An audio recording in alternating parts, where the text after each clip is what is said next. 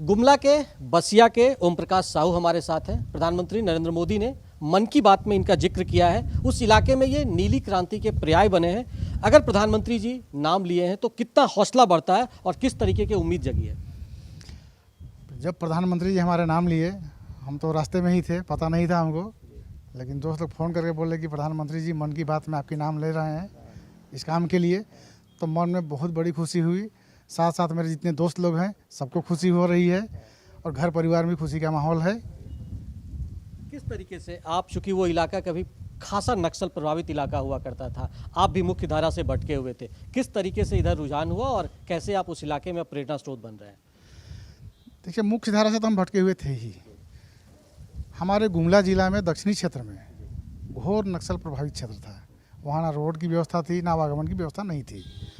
1999 में माओवादियों का पदार्पण हुआ, तो डर से भाई हम लोग सपोर्ट किए सपोर्ट। उसके बाद अन्य नक्सली भी आए, जिसमें खास तौर पर PLFI रहा, उसका भी सहयोग किए शुरू में। लेकिन देखे कि भाई ये लोग समाज के लिए घून है, घून जानते हैं ना, कि लकड़ी को अंदर से खाया जाता है। तो इसी तरह होते मेरा 2007-08 में मेरा ऊपर एक केस हो गया 17C एक्ट के तहत। उस समय थे उपेंद्र बाबू SP थे और कन्हैया उपाध्याय जी, ये थे इंस्पेक्टर साहब हमारे। बोले पप्पू इस लाइन को छोड़ दो और हम लोग का सहयोग करो, क्योंकि ये लोग समाज को बर्बाद कर देगा, आने वाला नस्ल को, आने वाली पीढ़ी को बर्बाद कर देंगे।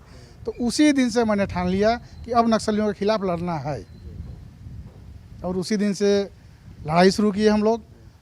बसिया, पालकोट, कामडारा, भरनो, चारों थाना के आदमी जुट के संगठन बनाए, नक्सलियों से लड़ाई लड़े।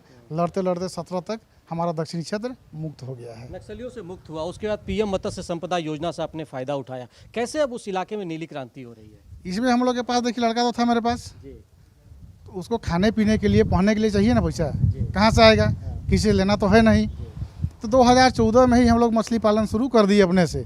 तो इसी दरमियान हमारे एक दोस्त हैं ज्योति लकड़ा जी, ईश्वर गोप जी, यही लोग हैं सो बुद्धि दिए कि भाई ऐसे करो तब ऐसे होगा।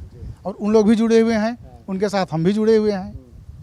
अब मछली पालन कर रहे हैं, बढ़िया कमाई कर रहा है, बाल बच्चा भी ठीक से है, पढ़ाई लिखाई भी कर रहा है और शांतिपूर्वक ज़िंदगी जी रहे हैं। तो जो प्रधानमंत्री की ये योजना है PM मत्स्य संपदा योजना, कितना फ़ायदा मिला आपको? इससे बहुत फ़ायदा मिला है। फ़ायदा शांति भी हुआ, घर परिवार खुशहाल है, 2 पैसा कमा रहे हैं हम लोग। इससे बड़ा और क्या हो सकता है? तो अब लगता है कि प्रधानमंत्री जी ने जब जिक्र किया तो और आपका हौसला बढ़ा है, इस काम को और आगे बढ़ाएंगे इलाके में? इसको और आगे बढ़ाएंगे। हमारे क्षेत्र में बहुत ऐसे किसान हैं जिनके पास ज़मीन है, लेकिन सिर्फ खेती के लिए है। 3 महीना खेती कीजिए, साल भर बैठ के खाइए, उससे नहीं होगा।